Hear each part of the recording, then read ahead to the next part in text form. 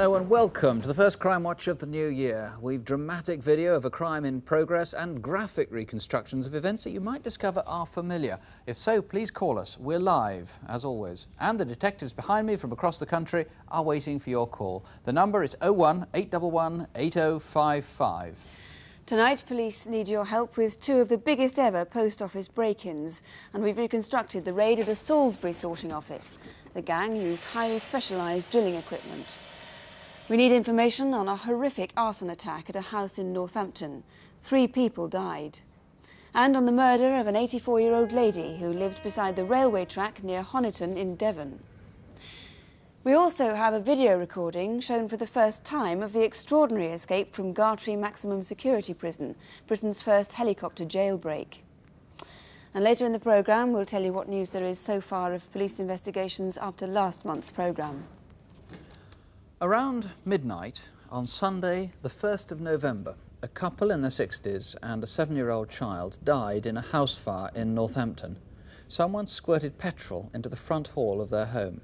Now, there's no known motive, and it might well be that their deaths were unintentional.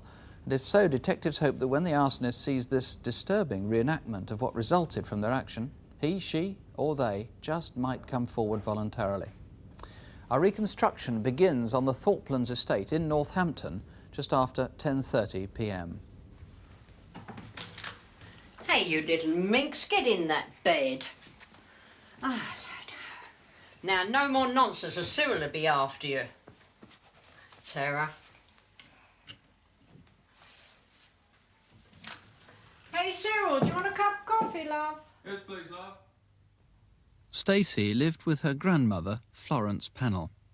Florence, known as Penny, was popular, lively and outspoken, a matriarchal figure with 7 grown-up children. 2 years ago, she'd become engaged to Cyril Fensham, a former plumber, and they seemed very happy.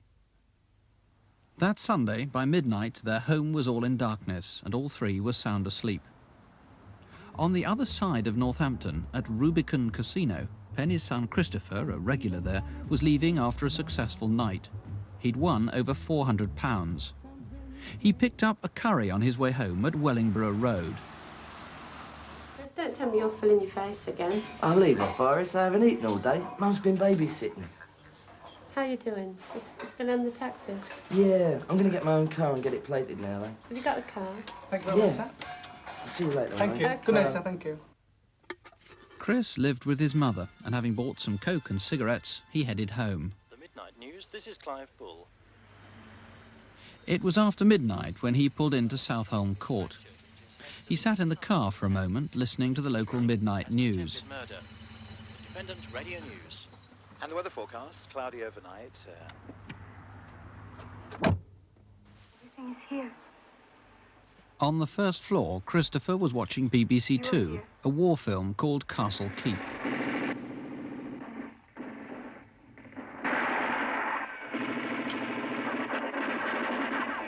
Upstairs, Cyril, Penny and Stacey were asleep.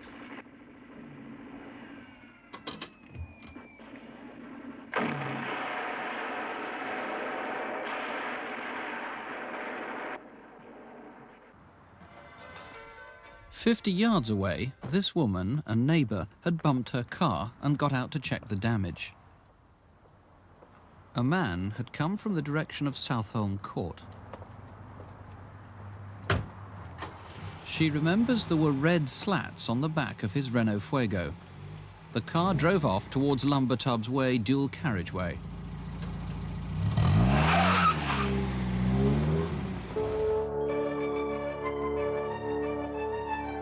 Castle Keep ended at 12:30, and as it did so, Christopher smelt something like burning rubber.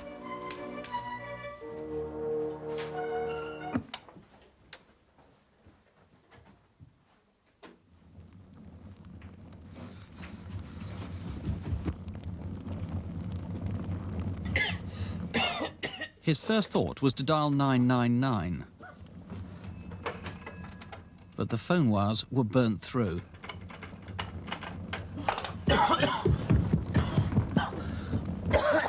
The acrid smoke began to choke him as he tried to warn the family.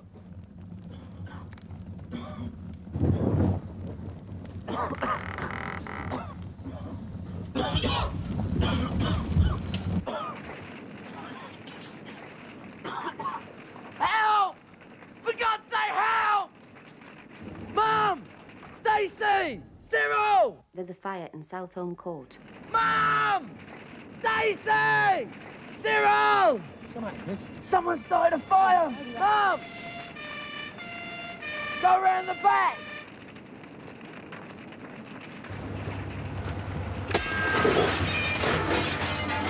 People in there! Whereabouts are they? On the top floor!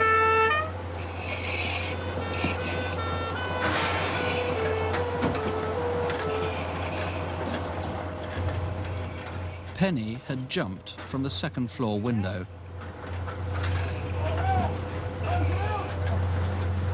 Can you tell us what happened? She just jumped. Jumped from where? The top. Right at the top. At first, firemen thought Stacey was asleep, but she'd inhaled fumes from burning furniture.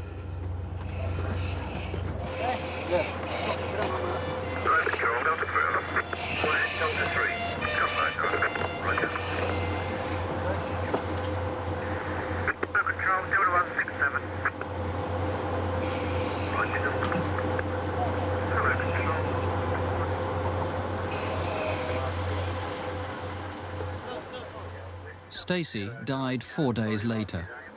Penny died that evening of internal injuries. Cyril was dead by the time he arrived at hospital. Mr. Pritchett, what do you hope that showing that reconstruction will achieve? You've shown some terrible scenes there. It may be that the person involved in this didn't intend these murders. However, the longer the matter goes undetected, the less likely it's going to be that such an explanation is likely to be believed. I'm hoping that whoever it is, once he's seen these things, will come forward and tell us, or anybody that knows of this person will ring us and let us know who that person may be. The man who was seen by the witness leaving the scene, I gather you now know that he was unconnected with the fire, almost certainly. He was just a passer-by. That's right. Scientists have told us that he was at the scene sometime prior to the fire being started. However, he is the only man that we haven't yet been able to trace from those people that we know were about at the time. Well, there he is, in a red-style jacket. He's 6 foot tall, in his early 30s. She was able to give you a fairly good description of him, I gather. That's right, a very good description. This man may have been visiting someone in the area for quite a sensitive reason, perhaps seeing a lady friend. If that man, or the person he was seeing, recognises themselves, I urge them, please come forward and tell us, because we do need to sort this matter out and eliminate this man. How much confidence will be respected if he was, as you put it, seeing a lady friend? If that is the situation, I can assure that man total anonymity and total confidence. I shall now embarrass him, if I may, because we've got to find him by revealing more about the car. The red Fuego, it actually had red slats on the back, I gather, that are quite unusual. That's right. The manufacturers only make them in black plastic. So the painting on the slats would have been done either by the current or a previous owner. So Right. if anybody does know of a red Fuego with red coloured slats on the back, I need to find out who that person is. Mr. Pritchett, it might seem superfluous under the circumstances, but someone's offered a reward, I gather. That's right.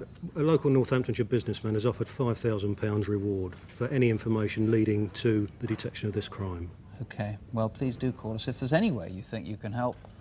Remember, you can call us in confidence and you can speak to a BBC researcher if you prefer.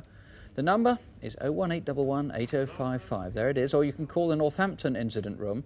That's 0604, the code, 703 572. 0604, the code for Northampton, 703 572. Well, some calls are beginning to come through already, but I'll just tell you briefly about some of the calls from last month's programme. More than 150 viewers rang about the bogus water board officials. One man would keep a householder occupied, while another searched the house for valuables. All right.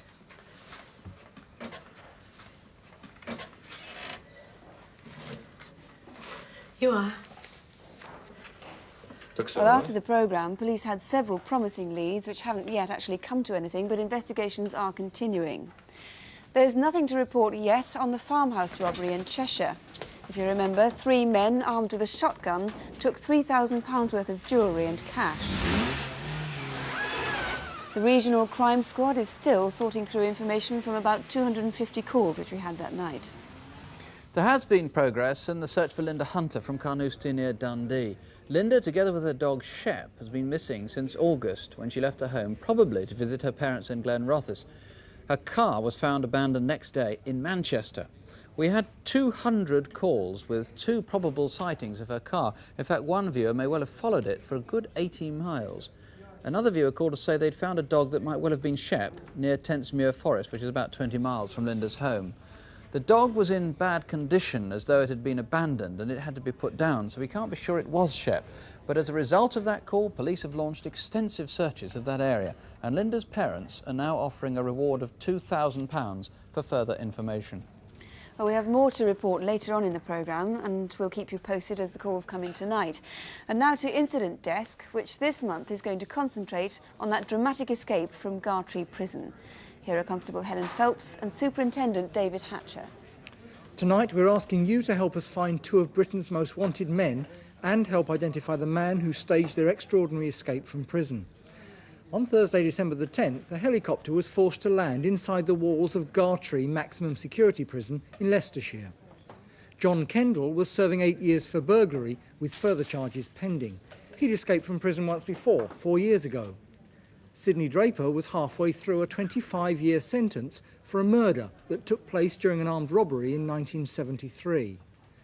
But the identity of this third man who hired the helicopter and forced it to land at Gartree is still unknown.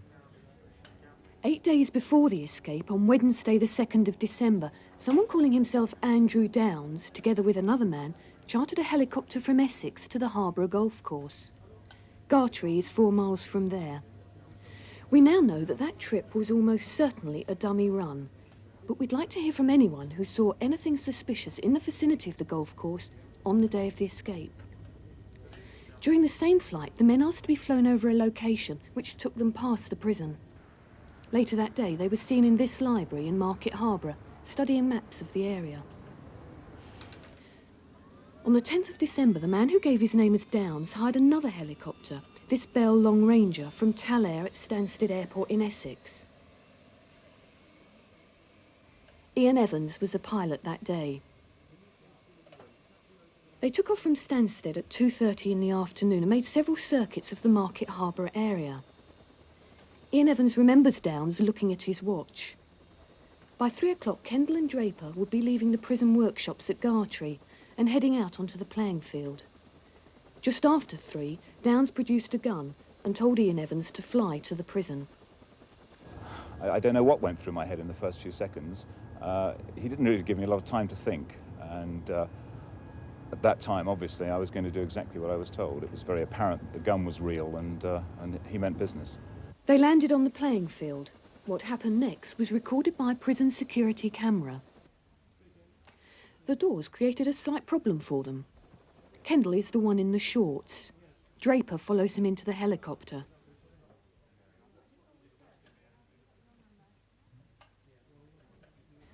The man called Downs is seated next to the pilot. His real identity remains a mystery. The pilot was told to fly to the Harborough Golf Club, but visibility was too poor. As I failed to find the golf course, Kendall, particularly in the back, was getting extremely excited and screaming abuse at me. Downs at this stage threatened to shoot me in the leg if I didn't get on and do it. And at that point, Kendall obviously decided that they'd changed their plans. He said to me, right, get down, we'll hijack one. He was forced to land near the Welland Valley Industrial Estate in Market Harborough and was left handcuffed in the helicopter. In the next 5 hours, the 3 men hijacked a series of vehicles. The first was this Ford Transit. Outside Market Harborough, on the A427 Corby Road, they forced his Fiat Uno to stop. Once in Corby, Draper seems to have split from the others at about 5:30. He hasn't been seen since. Kendall and Downs apparently went to this car park, where they took this metro and its driver. They drove towards Stamford, then up the A1 to Sheffield, making several stops on the way. In Sheffield, they abandoned the car and its terrified owner near the railway station. Where they went after that is unknown. Now take another look at the prison security video. The man with the white towel is Kendall.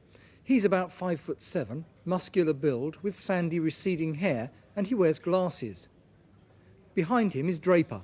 He's 5'10", medium build with dark brown hair, and he may have grown a beard since the escape. He also has a slight squint. We're particularly anxious for information about the third man who organised the escape. Several witnesses have helped compile this video fit of him.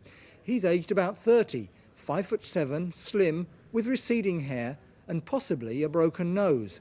He's believed to have an East London accent and is said to bear a strong resemblance to the character Jacko the Painter in the BBC's comedy Brushstrokes. Kendall and Draper are dangerous men with several previous convictions for violent crimes. It's vital that you ring us if you know where they are, or if you can identify their accomplice, the man who called himself Andrew Downs. Next, Manchester Police need your help to find a man who could be anywhere in the country. His name is Andrew Longmire, although he uses a number of aliases. He could have shaved that beard off by now, so he may look more like this. We'd like to speak to him about 23 serious offences committed as far apart as Manchester and Devon. He's believed to carry a knife and might still have a shotgun. He's 31, 6 foot and heavily built, with dark collar-length wavy hair. So if you see him or know where he is, call us now. And finally, perhaps you can help us to identify this armed robber who was recorded on not one but 2 cameras when he raided this Leeds Permanent Building Society in Hornchurch in Essex. Here he is on the other camera.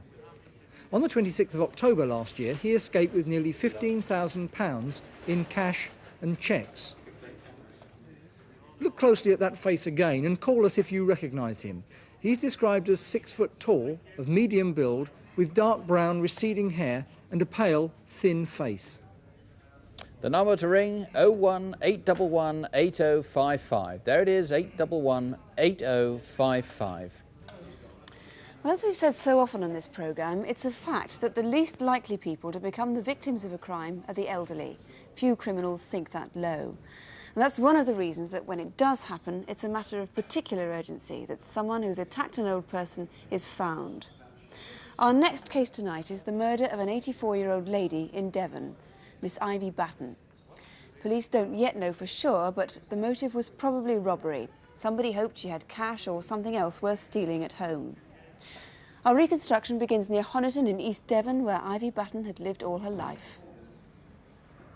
The hamlet of Chute Bottom lies right on the main Waterloo to Exeter railway line, deep in the Devon countryside.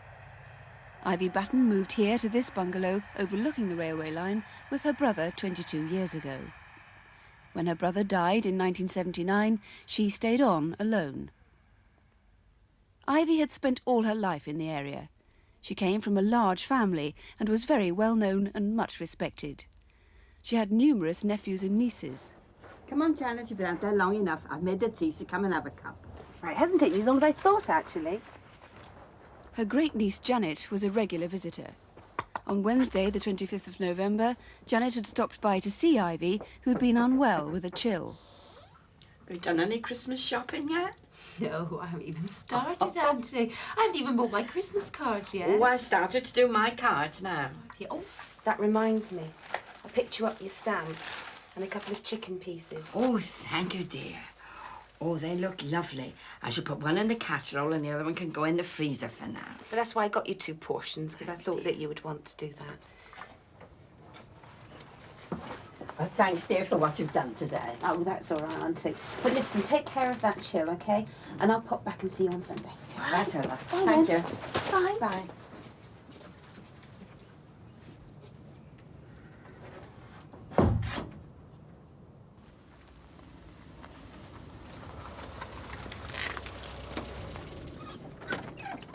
Morning, postman. I was hoping I'd see you. Got 2 letters. Right, for you. lovely. One for Oh, you. thank you very much. Your paper's here a minute. Thank you. Not a very nice day, is it? No, it isn't. Bye now. Bye. Ivy spent most of Thursday working on her nativity basket. She'd made one every Christmas for years. She was known by many of the train drivers who regularly passed her home, and at 4:13, a driver remembers seeing her waving to him from her kitchen window. At 5:20, a neighbour passing the bungalow saw the place in darkness. But at 6:30, another train driver remembers the kitchen light was on, but there was no sign of Ivy. An hour later, at 7:30 p.m, her great-nephew, Frank, a farmer, drove by, having finished the evening milking. He noticed the front gate was ajar.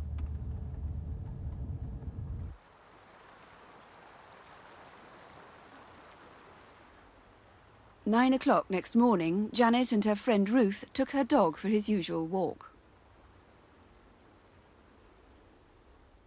Seeing the closed curtains, Janet assumed her aunt was having a lie-in because of her chill.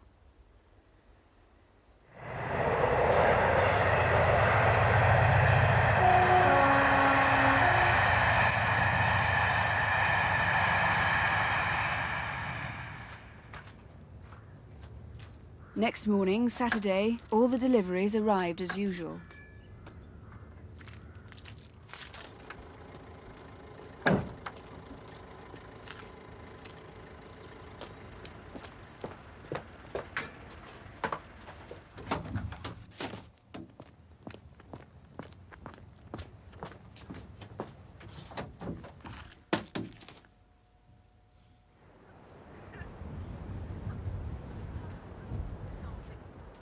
Then Janet and two friends saw the curtains still drawn and became really concerned.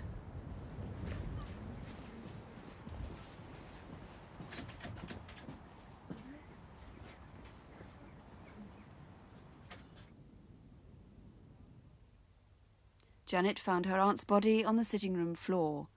She'd been beaten about the head and had died from her injuries sometime after the attack on the Thursday evening.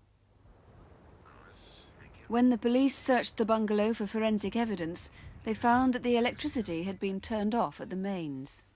When the power was restored, 3 lights and the TV came on. 1 hour for lunch now, go. A week later, in a field 800 yards away, 2 farm workers found a pair of well-worn purple and gold gloves and a hammer. Forensic tests have confirmed that these were used by Ivy Batten's murderer. Well, in charge of the case is Detective Superintendent John Essery. We'll start with the gloves and the hammer which we've brought into the studio here. In fact, looking at them more closely, I would have said these gloves were not so much purple and gold as purple and brown or khaki or mustardy coloured. Well, that's true, but they're very, very distinctive. They're predominantly purple, but they've got this gold band. And in fact, the band on the right hand is much larger than that on the left hand. They're also distinctive in that both thumbs are worn. And if you look closely, you can see that they've both been repaired. Both thumbs have been repaired, probably at independent times, because this one, the left, is with blue thread, and the right with the dark thread. So whoever used these gloves probably did some kind of manual work that made him wear at the thumbs. That is a possibility, that it was wear. It's equally possible that they might have wanted freedom for the thumb in their trade or profession. Now, these aren't bought in a shop. They've been knitted by somebody who might be watching now and might recognise them. That's true. They're hand knitted. They've been hand repaired. The person that knitted them would recognise them. The person that repaired them would recognise them. And so too would somebody working or living alongside the offender. Let's hope they would. Now, the hammer is also particularly distinctive. It's not an ordinary domestic household hammer, is it? It's an unusual one. No, it's not. We all own hammers, and probably we can recognise our own hammers, but this one is very distinctive. It's what is called a blocking hammer or a planishing hammer. It's used in a variety of trades. It's used at technical schools. It's used in metalwork. It's used in precious metalwork, and it has been used, probably innocently, in its use in hitting a surface harder than its own, which isn't to be found in the household.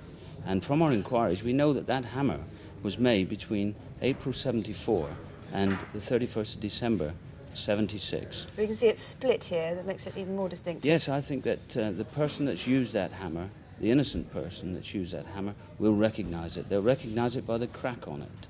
And I'm sure that if any viewer thinks that they've got a hammer like that, then I would ask them to go and have a look and see if they've still got it in their toolbox. Right. It may have been stolen from them. Let's hope so. One particularly important clue also is that there was a car seen just a few yards from the bridge very near Ivy's home. What about that? Yes, that car is facing in the shoot direction, just a few yards from Ivy. It's variously described. We think that it's possibly a white Viva with a black roof, but it could also possibly be a Cortina. It's been described by 3 witnesses, and that one was there in the evening between 18:30, that's 6:30, and 7:30 on Thursday the 26th. Right, finally, this person may be us, and if so, do you think somebody might be sheltering them? We've given the gloves and the hammer very wide coverage in the southwest. Nobody's come forward. It is possible that somebody's shielding them. To that person, I would say this. The person that committed this offence was probably a burglar. He may burgle again. And if he does, and if he's cornered, will he murder again? And if the answer to that is yes, then my message to the person that's shielding him is simply, could you live with your conscience? Mr. Essery, thank you. And please help if you can, particularly if you know anything about those gloves or the hammer or the car. The number to ring here in the studio is 01811 8055, or you can dial Devon and Cornwall Incident Room direct. It's 0392 3991. That's 0392, the code for Exeter, 3991. And I've just heard we've had 2 sightings that look promising of Andrew Longmire. I'll give you more on that in a moment. For now, though, a welcome return to Aladdin's Cave. See if you can recognise anything from a hoard of property that's been recovered by police in Thames Valley, in Tayside, in Manchester and in South London. From the Antiques Roadshow, here's John Bly. Thank you, Nick. Well, there are very many of these little Victorian oak casks about, these spirit casks. This one, I think, is unique because it's inscribed Arthur Lee Football Club, won by J. Miller in 1885. So I hope someone from Mr. Miller's family is watching. More drinking and high spirits and games in this cabinet, for when you open it up, indeed it looks like its own travelling liquor palace. Isn't that wonderful? Set of glasses, 3 decanters. If you want a game of cards, there's the cribbage board. And inside here, you press a secret button, and there's the place for the cards and the pegs for scoring. And after all those hijinks, what better than an apothecary's chest to make you feel better? Now, we've got a lot of pictures in this programme, and I'd like to draw your attention to these 2 prints, which are actually 71 years old today. For on the back is the copyright date, 12th of January, 1917. Now, talking of pictures, this one is said by 2 leading authorities in the field to be the work of Sir Joshua Reynolds. Well, you'd be excused for thinking he's not very well, but in fact, they used a lot of white makeup in the 18th century. Not so, or when this young lady was depicted in crayon round about the 1830s. It was more fashionable to look healthy, and she does indeed, and very attractive as well. Now, talking of things attractive, to a superb casket. I'm going to tip this up to show you this wonderful cabinet work on the top here. This is Amboyna wood inlaid with brass in a sort of boule pattern with mother of pearl inlay, and when you open it up, you'll see it's in fact a gentleman's writing cabinet. Sorry, not a writing, it's a dressing cabinet. And you pull these 2 aside like that, and you'll see, although some of the bits are missing, it's still a very important example of its type. All these lids are French hallmarked silver, and the initials on the front of each one is BR. Now, over the years, we've had many charm bracelets, but this one I did want to show you because it's got a set of keys. Each one is cut to form a letter, and the word spells Flo Keen. So let's hope Flo, or someone from her family, is watching. And finally, to my favourite item, a little mid-19th century French walnut casket, which opens like its own Aladdin's Cave. And inside you see the tools necessary for lace making and silk work, with cotton reels, scissors, and even an enamel thimble. Again, almost certainly French, and what a delight, and a sad loss for someone somewhere. Let's hope the owner is watching. And the number to call, 01811 8055, 01811 8055, and we'll be showing you some of those things again at the end of the programme. And remember, if you mark your valuables with your postcode, you're much more likely to see them again if they are stolen, and it makes life very difficult for the thief. Some more news from previous programmes. 3 Manchester men have been jailed for stealing videotapes after 2 of them were videotaped themselves by security cameras at a shop in Lincoln, and they were recognised by Crimewatch viewers. And other viewers of our programme last April recognised Paul Kroll, who robbed a series of building societies, and he's been sentenced to 14 years. We're getting more and more sightings of Andrew Longmire. I rather suspect that the police are going to catch up with him very soon. And I can tell you that we've had several calls about the Northampton arson, which are intriguing, and some of them have been very interesting to the police. In particular, there is information that one man was in that area, that he knows the police want to talk to him. He's worried that his family will find out why he was there, and he shouldn't have been there. And all I can do is assure that caller that your call, if you ring again, really will be in absolute confidence. Your family will not find out. Finally tonight, the trail left by a gang who pulled off two of the biggest thefts ever from the post office. The first was in November at the main sorting office in Salisbury. The second was here at Oxford on Boxing Day night. We've reconstructed the Salisbury break-in, and we've pieced together what police believe is the most likely sequence of events. For security reasons, though, we've had to conceal certain elements, and we've taken some dramatic license. Everyone you see is an actor, and some of the dialogue is supposition. I should add that the insurance company involved is offering a very, very big reward for information, leading to conviction of the gang. It's Saturday, the 28th of November, in the cathedral city of Salisbury in Wiltshire. By 6 o'clock that evening, the sorting office was being locked up for the night. 6 o'clock, news time. This is David Bellum. Wreckage from the South African plane that crashed with 160 people on board has been spotted in the Indian Ocean. A witness was waiting for someone in the station car park opposite the sorting office entrance.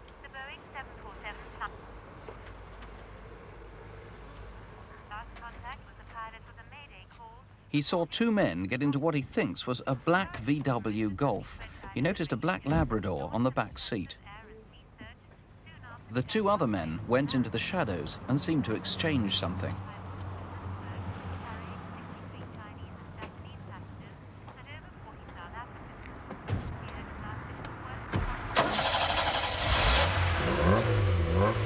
He thinks the registration was either C or E, and the fourth man drove off in a Transit, possibly white and blue. It could have been the same men who, with at least one other, then drove into the British Rail Yard behind the sorting office. Get the rest of the stuff down here.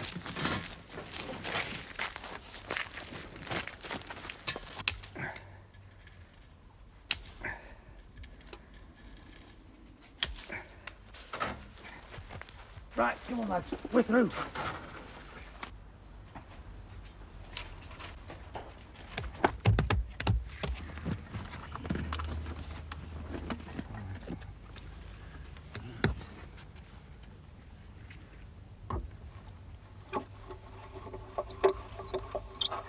It might have taken the men at least an hour to cut their way through several doors and then carry in their gear.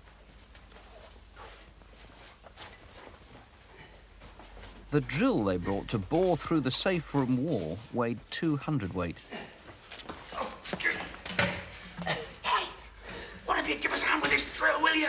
Come on. It had a diamond-tipped cutting edge. Come on.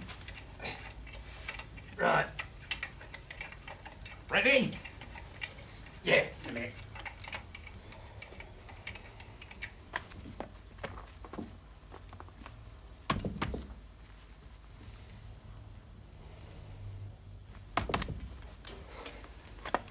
What's wrong with the ruddy thing? Come on. At this stage, the gang must have realised they'd brought the wrong piece of equipment. Either they had to abandon their plan or find a replacement part. Go and look at one of those vans in the yard. See if there's anything in there we could use. Right.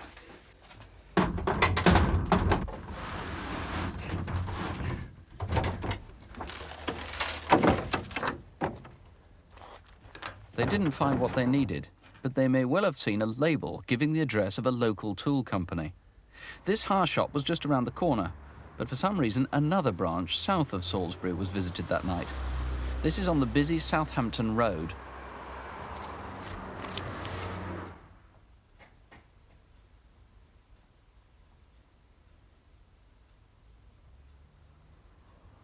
We're not sure what time the break-in happened, but perhaps if you were on the Southampton Road, that's the A36 on the outskirts of Salisbury, you remember seeing something unusual. At about 9 o'clock that night, a woman was parking opposite the sorting office.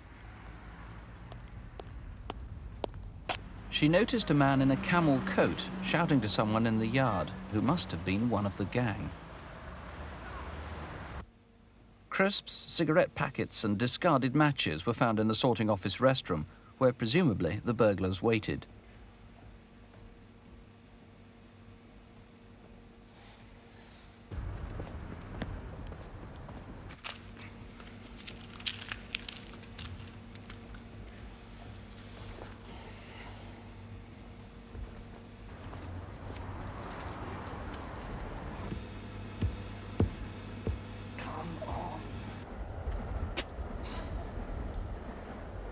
A British Rail employee was on his way to the social club next door.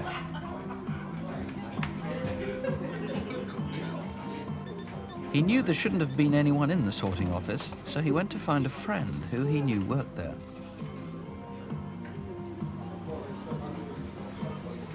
Oh, Ron, all right. Yeah, Verve, yeah.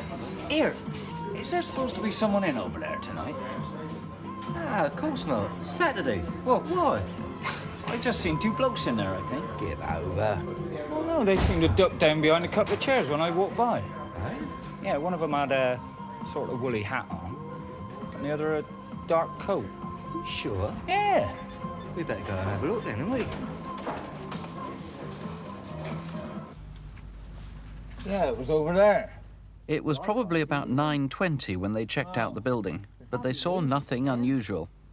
Come on, let's go and finish our pints. Yeah, all right.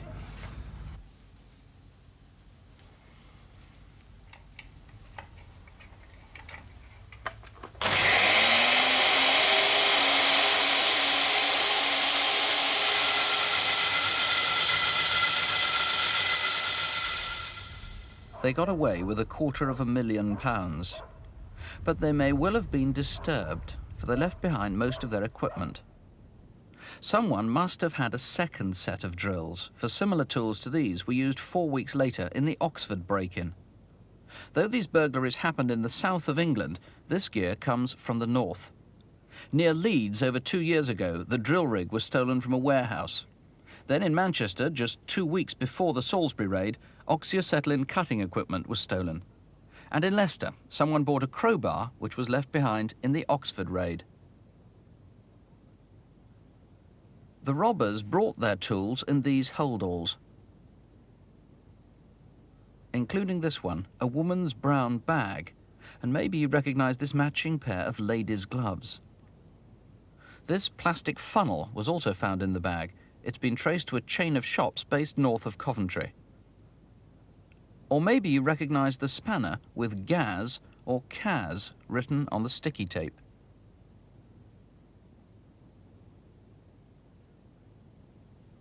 The drilling rig is used in the building trade, but it's most unusual. Only 28 have ever been sold in Britain. What's more, this drill had been adapted with a steel plate to accommodate larger core bits. Perhaps someone from an engineering firm remembers an unusual request to make or fix this plate. And who wrote A on the outer rim of this core bit? And B on this one? Police need to know where these bits come from. Builders usually identify them with marks to monitor how much each one's been used. And where has the drill stand itself been stored since it was stolen from near Leeds 2 years ago? Police also need to trace the man seen in the camel coat, who might have had a good look at the robber in the lumber jacket. And whose was the black VW Golf and the black Labrador? The insurance company is offering an enormous reward, £50,000. Detective Chief Inspector Terry Ford is in charge of the case. We'll be talking to him in Crimewatch Update, but you can call him right now on 01 811 8055. There's the number, 01 811 8055, or you can call the incident rooms direct. The Wiltshire Police are on 0380 77311. That's 0380, the code for devices, 77311. or the Oxfordshire Police are on 0865 249 881. That's 0865, the code for Oxford, 249 881. If you find that the lines are busy, please persevere. We're here till midnight, and you'll find all the local relevant police numbers on CFAX on page 186, or you can write to us at Crimewatch UK, BBC Television, London W12 8QT. We are very conscious that we show you the most serious and unpleasant crimes each month, but crime isn't something we should be frightened of so much as something we should together determine to stamp out. And as you can see from the activity behind me, hundreds of viewers are doing that right now. So stay with us for the results in Crimewatch Update at 11:10. If you can't wait up till then, don't have nightmares. Do please sleep well. Good night. Good night.